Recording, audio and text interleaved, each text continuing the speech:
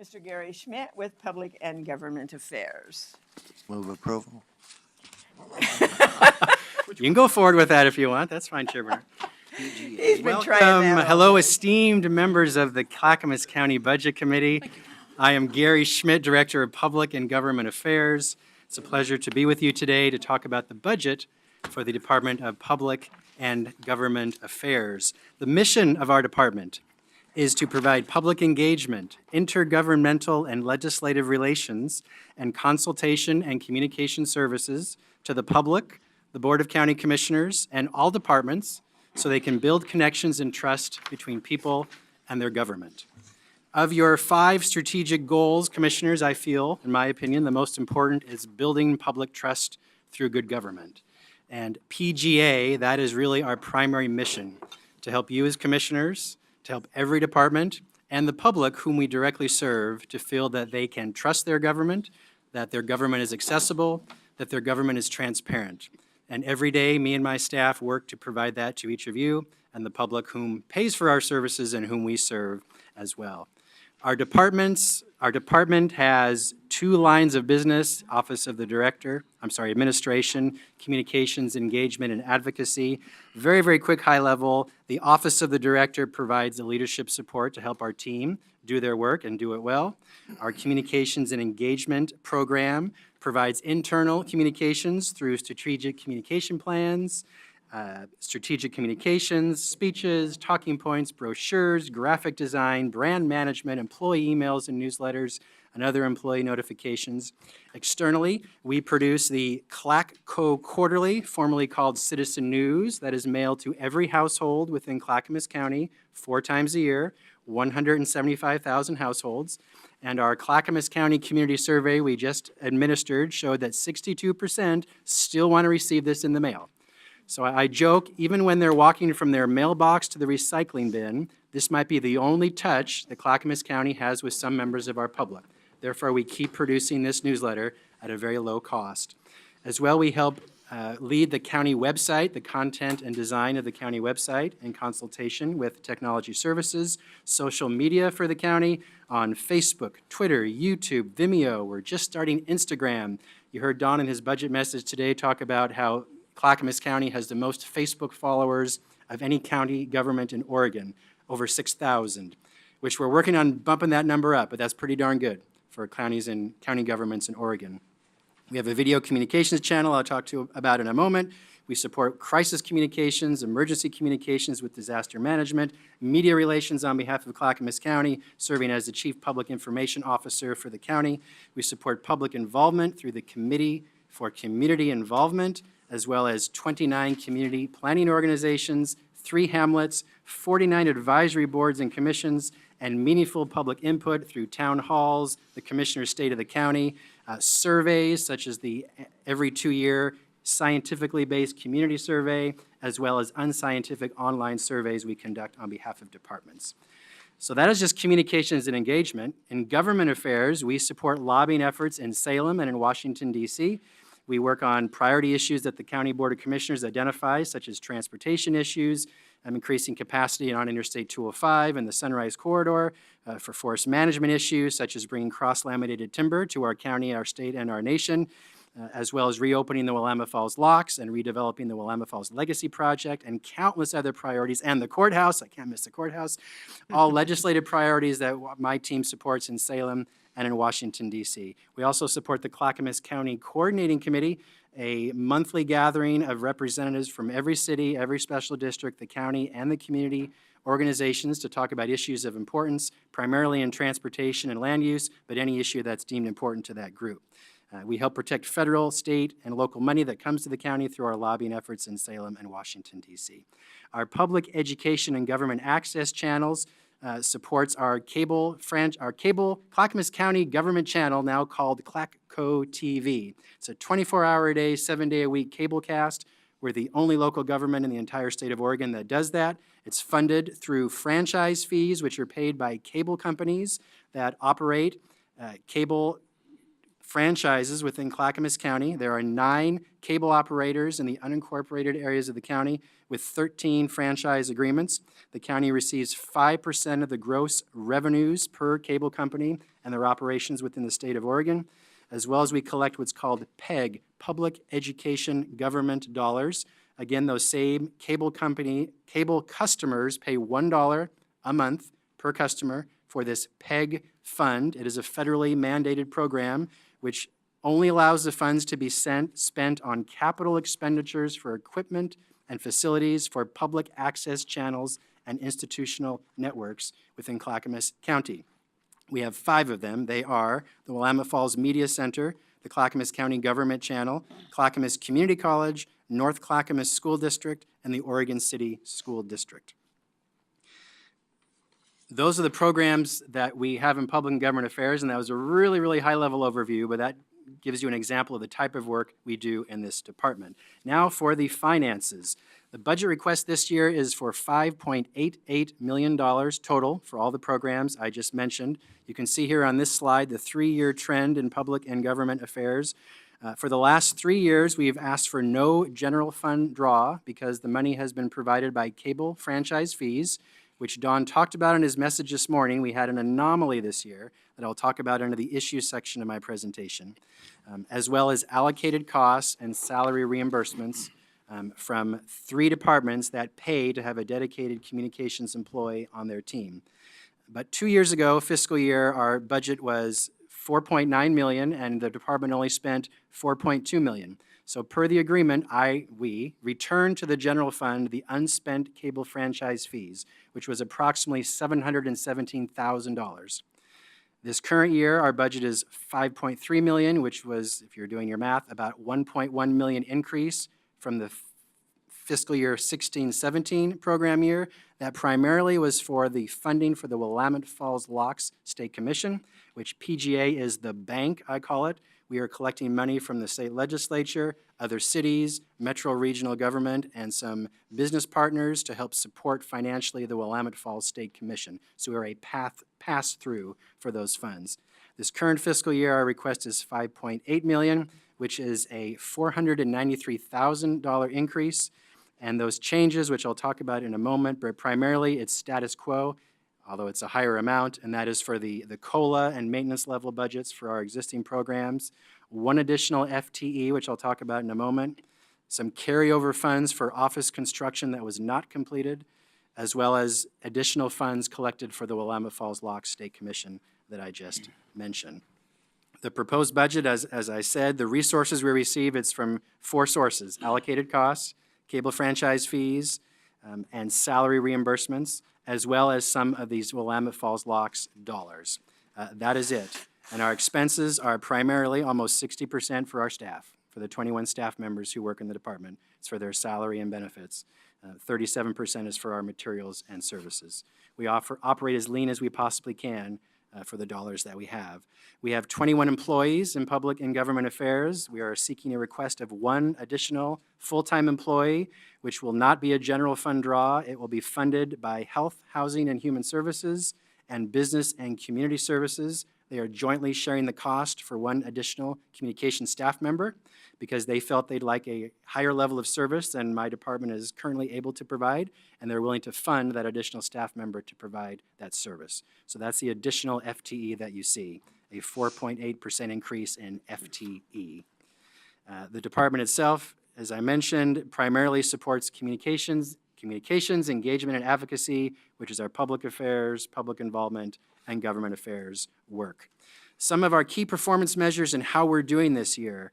My team has really taken to shine, or I have at least, and my team through me, managing for results, our business strategic plan. We have many more goals than are listed here, but some of the highlights. So one of them is that departments rate PGA services as good or excellent. The goal is 85%. Last fiscal year, we achieved 90%. This year, we achieved 91%. And I'll tell you, in both cases, it was a single department who felt that that department does not use a lot of PGA services, therefore did not rate us at all. That's why I only got 91%. But I equate that as 100% if that person didn't take the survey. But that's okay.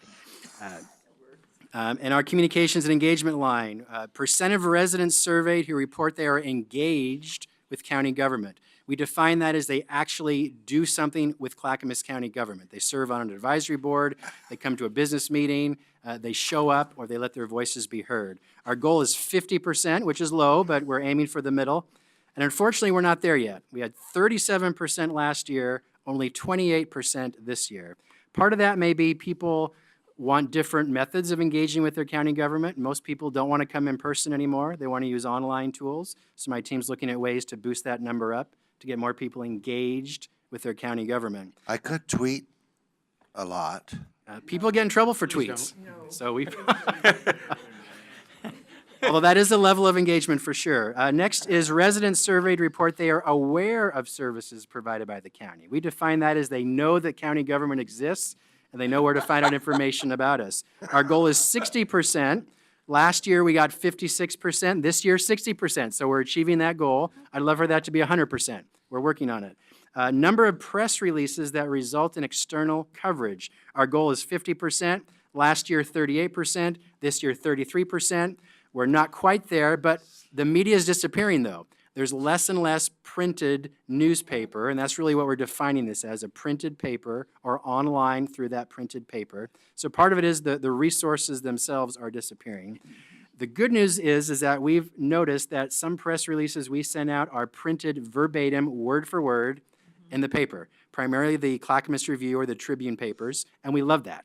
So we have the chance to more directly influence the message that is given because they're directly printing the press release we produce. Finally, videos requested and provided. Our target is 125. Last year we had 298.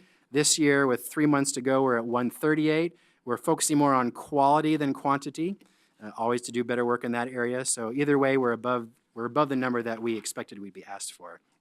And then in government affairs, state legislative goals of the commission that's achieved or on target. Our goal was 70%. Last year, we achieved 75%, and this year, 94% success rate. Phenomenal. And I believe that's because we have an effective agenda. Our commissioners are aligned and united on presenting that agenda to our state legislators, and we have a fantastic government affairs manager sitting behind me, Chris Lyons. Raise your hand, Chris Lyons. He's incredibly effective in the work that he does. As is my other managers, Tim Hyder, public affairs manager, raise your hand, and Kelly Lute, administrative services manager.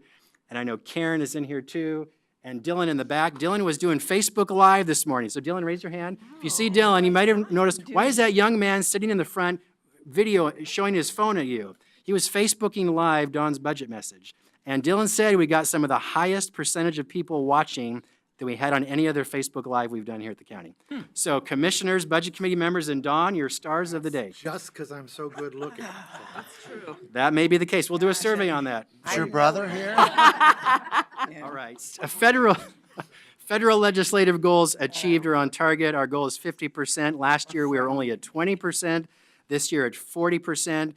Congress is a different animal. They take a long time to get things achieved, but when they do, they matter. So we're still working on improving our federal government affairs rollout. Key performance measures. So what are you, meaning the public, getting for your money in PGA? Our services provided are remaining consistent. There are no new programs in our budget, but we're looking at new ways to engage the public as far as engaging youth, engaging different generations of our public who don't always, as I mentioned, want to come to public meetings, rather would look at online or a Facebook Live or other tools to be engaged with their government. I have asked all of my staff to follow 3 pillars of excellence, and that is to deliver outstanding customer service, to achieve results, and to embody the core values of Clackamas County.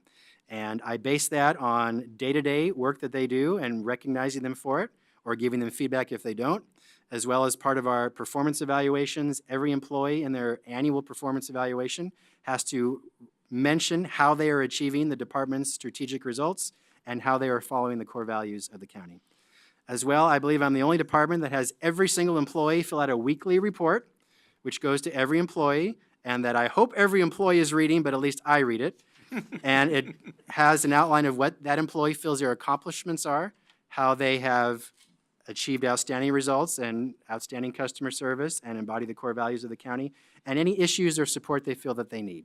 And this is a tool to help me and the managers provide support to our employees, who really are the greatest resource in our department. We serve every county department and the Board of County Commissioners, as I mentioned, and we strive daily to improve our services to better support those customers. So I've included this attachment, which I know is very, very small print, but we measure everything in PGA. This is every single county department and the hours of service PGA staff has provided to that department in the first 9 months of this fiscal year. So I'll just quickly tell you the top 5 who got the most service support from PGA. The number 1 winner is Health, Housing, and Human Services, 624 hours of service, which does not count the embedded employee they pay for. This is beyond the employee they pay for. Number 2, no surprise, the Board of County Commissioners, 448 hours of service, followed by Human Resources, and then County Administration, and then Business and Community Services. I'm pleased, though, that every single county department got some level of service from PGA this fiscal year so far. And of course, I couldn't leave out the Board of County Commissioners, so this is not hours, this is requests. Requests provided to you in the first 9 months of this fiscal year. So the winner is the Board of County Commissioners as a whole. You had 44 unique, specific requests that we fulfilled for you, primarily talking points or some speech writing or presentation coaching. But whatever it was, we provided support. And then Chair Bernard and Commissioner Savas, you are tied for next. Individually, we both gave you the next most support, followed by Commissioner Fisher, then Commissioner Humberston, and Commissioner Schrader, we could do more for you. So. Some emerging issues. So the effect on population growth, it does affect our demand for services because, as I mentioned, the public gets information in different ways. So my team is always trying to be creative and innovative on how can we better provide services to the public.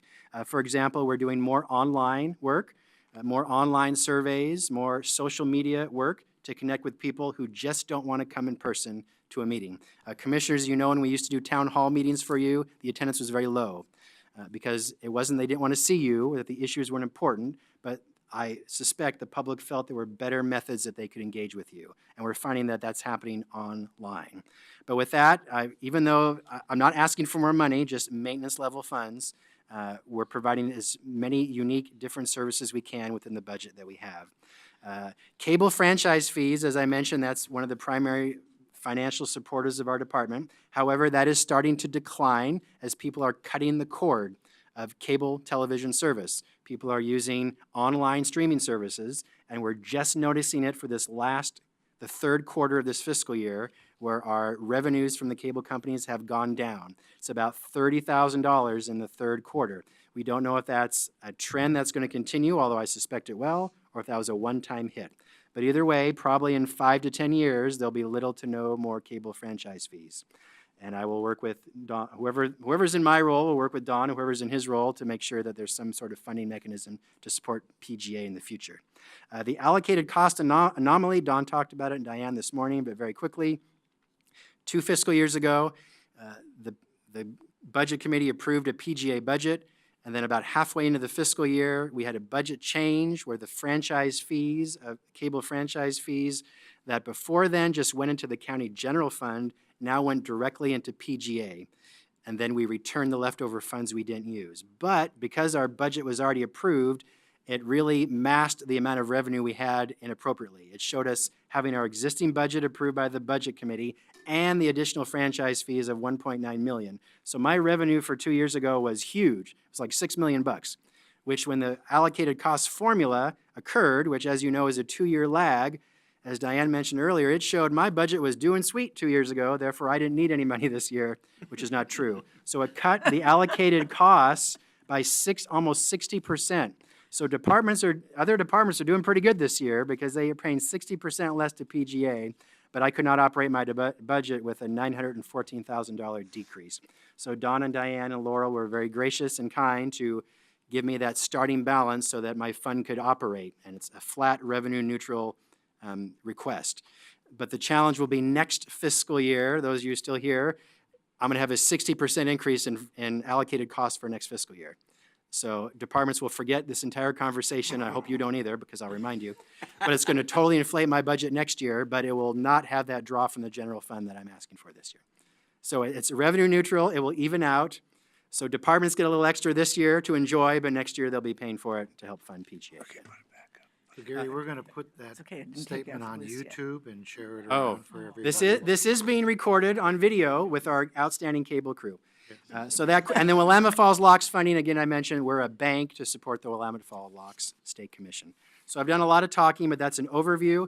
I respectfully ask that you approve the PGA budget, and I'm happy to answer any questions you may have. So moved. Okay, we do have several folks who would like to either have questions answered or make comments to you regarding that. So we're going to start with Commissioner Bernard. So, do we have a franchise agreement with Comcast yet? We have I call it a carryover agreement. The agreement expired in 2015. We've continued the existing contract that expired in 2015. We don't have a new updated agreement yet. We've been working on with them for the last 3 years. But we do have a contract, but it's the existing contract. It's not been revised yet. And as far as the PEG money, wasn't there an effort on the part of Comcast to sue us for that money? Back in 2010, when the county received federal stimulus dollars for the Broadband Express, PGA gave about $800,000 of PEG money to the project as in-kind contributions from Clackamas County to get the project started and off the ground, which was allowable by the federal government. The U.S. Department of Commerce approved that use of PEG dollars. However, Comcast feels it was an inappropriate use of PEG dollars and has loosely threatened to sue the county if we don't repay that $800,000 back to the PEG fund, which was always the plan, and Technology Services has started to repay those funds to the PGA PEG fund. But yes, that has been language that is thrown about. Okay, I just finally want to say what a great job you guys do. I know working with Chris, I went to Washington, D.C. with him, and in Salem, I think we're, people really work well with us. We have a lot of credit down there thanks to the work of Chris, and also those appointments we had an opportunity to make helped. Okay, thank you, Chair. And Commissioner Humberston. No questions, just some comments. And again, I'd like to thank Chris and Gary. Whenever I've asked for assistance, it's been there, and the coaching that I've gotten when we've gone to Salem to testify or to Washington, D.C. has been outstanding, so that we can be consistent in our messaging. So it's been very, very helpful. And there was a question that Commissioner Fisher and I both had when we were in Washington, D.C., and this is for the benefit of the other members of this commission and for the general public. We spend money to send us to D.C., and we spend money on lobbyists every year lobbying in D.C., and the question was, what's our return on investment? So I asked for that information, and for everybody's benefit, since 1998, we have spent $4.2 million on lobbying efforts. The return on investment has been $172 million. That's a net of approximately $168 million of federal funds that have come to Clackamas County, in large part due to the efforts of that lobbying effort. So I think that's a pretty good return on investment, and I think it's something that the public needs to know, that money's not being wasted. Thank you. Good point. Thank you.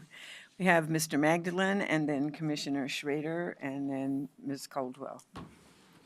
Thank you. I probably got lost because in your presentation, only because you speak very nicely. I don't think as fast as you talk. However, on the PEG financing, do we have it's not mandated, but we have an obligation to pay it and use it in a certain way? Yes, there are federal guidelines on how to spend the money and the appropriate usage of that money. So yes, we are only allowed to use that PEG money for capital equipment or institutional networks, as I mentioned, with the existing access centers within Clackamas County. Then I guess when I'm looking at Performance Clackamas, it's not a mandated service? What do we mean by that? So we're not required to collect PEG money. We don't have to accept it, but if we do accept it, well, if we accept it, we should spend it, but there are other governments in Oregon and Clackamas County that collect PEG dollars, but they don't have an access station. So they just sit on the money. The money's just sitting there until such time as they would have an access center or choose to give it to other access centers. So you're right, it's not required that we collect it, but that's part of our franchise agreements that we do, and that we then give that to the 4 other access centers within the county to operate their business, including Clackamas County's channel. Okay, I realize you have an explanation in your footnote. And Don, I'm still having, again, difficulty understanding this a little bit between, well, it's not mandated, but I have a contractual obligation to do something. Okay. And then, I'm not sure I understand your question. Okay. Exactly. it's not, we don't say it's a mandated service, but if we collect the money, then we are obligated to do something. So I'm trying to, when I look at Performance Clackamas, I'm looking at areas that say, is it a mandated service or not? But then, it's not mandated, but it has an obligation behind it. And that's, and I'm not saying it's how you change it or whether you need to change it, but I'm trying to look at it a little differently. So, yeah, the way I would understand the word mandated is that it is a statutory requirement and Okay. obligation that we do something. Where in this Understood case, mandated it to me. is a contractual relationship Mhm. with which we are fulfilling our contractual obligation. Okay. That's how it. So if I may, so we have 13 existing franchise agreements, which mentioned we will collect PEG money and use it for the reasons I mentioned. So if the Board of Commissioners gave me direction to stop that, then as the franchise agreements expired, I would eliminate that contractual language and we'd stop using the program, because you're right, it's not mandated that county governments do this, but under So is prior it an- direction, we've done that. So then is it a net cost to us? I would say no, other than I have an employee that helps negotiate the franchise agreement, so there's a cost for that employee, Kelly in this case. But otherwise, there's no cost. We're a pass-through. We're like the bank. Okay, We collect the you're- money, then we give it to the access centers. All right. And then the other thing we talked about, you have the honor, I guess, of having a small increase in employee count and a fairly large increase in cost for personal services. Yes, so this is on page 16 of the actual budget document, where it shows under under expenses, personnel services for PGA has gone up 14.6% from the last fiscal year. I will have to look to Diane for help, because really I'm only adding 1 FTE that I explained, and the rest is basic cost of living increases in salary and benefits. So I'm not sure why it's 14%. That seems high, but I'm not adding any other employees but 1. I'll have to check it out. I'm not sure either. Okay. He had a lot of reclassifications of your Oh, employees, yeah. so they got different grades. That's the answer. So I've had employees that were reclassified to higher level classifications that pays more salary. So I have incredibly talented staff, and I want to pay them what they deserve. That way we can keep them. Exactly. Can't let Multnomah County Thank you. Thank you. Commissioner Schrader? Yeah, I just have a few comments. First of all, Gary, you do a great job, and one of the things I've always appreciated is how well you work with the public, particularly with the hamlets, the villages, and community planning organizations. We probably have the most robust, love it or leave it, but robust citizen involvement programs, I think, in the state, and that's largely because of your efforts. And it's a good thing because it helps us keep our ear to the ground directly with what constituents are thinking and what their needs are, and informing them what actually a county does. So thank you for that. And even though evidently I didn't use you as much, I also have to thank you because, I truly believe that the reason will be president of the Association of Oregon Counties was because of your help doing that. And also with all the work that I'm able to do at the National Association of Counties. You've always been there, all your whole staff, Chris, have always been there for me, helped brief me, and is really helping make a presence statewide and federally in those capacities. So I just can't say enough good things about you guys, and I'm glad you're with us. Thank you very much. Ms. Coldwell? Thank you. Does Clackamas County have a channel for anonymous questions, concerns from either employees or the public? For employees, we don't, but Human Resources and our internal auditor does for employees to leave comments, mostly though related to what they believe may be inappropriate uses of funds or employee actions and so forth.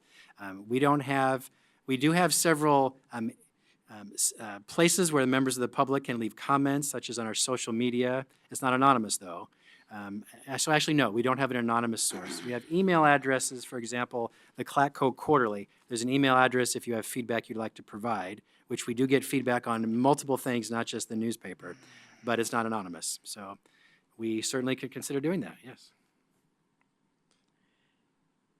I have a couple of quick questions, and then Commissioner Savas.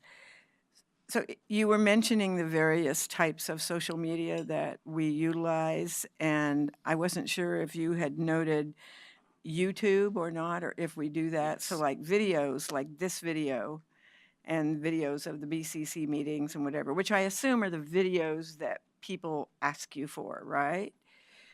So are Not they as much. posted? We have other programming too that we provide on Uh-huh. businesses, community groups, nonprofits within the county. Those are Okay. more, and like our dog videos, many other programs that are unfortunately more highly viewed than Board of Commissioner meetings. But yes, we provide, all of our videos are on a YouTube channel and Okay. a Vimeo video channel, as well as most on the county website themselves. Okay, and then in residents being able to communicate without having to be on site, no, I won't make an assumption. Let me rephrase my question. So if I'm Joe Smith out there listening to the Board of County Commissioners, or know that a Board of County Commissioners meeting is coming up, or a budget meeting, or whatever, instead of being here in person or being at a BCC meeting in person, do I have the ability to send in an email, and will it be entered as testimony for that Yes, event? absolutely, always. Great, thank you. Commissioner Savas. Just want to make a comment.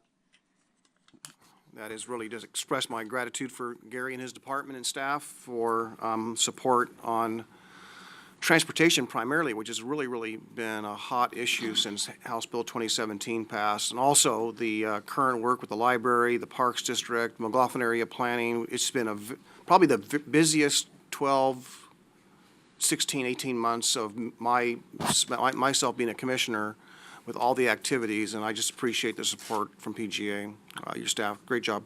Thank you. Yep. Me too.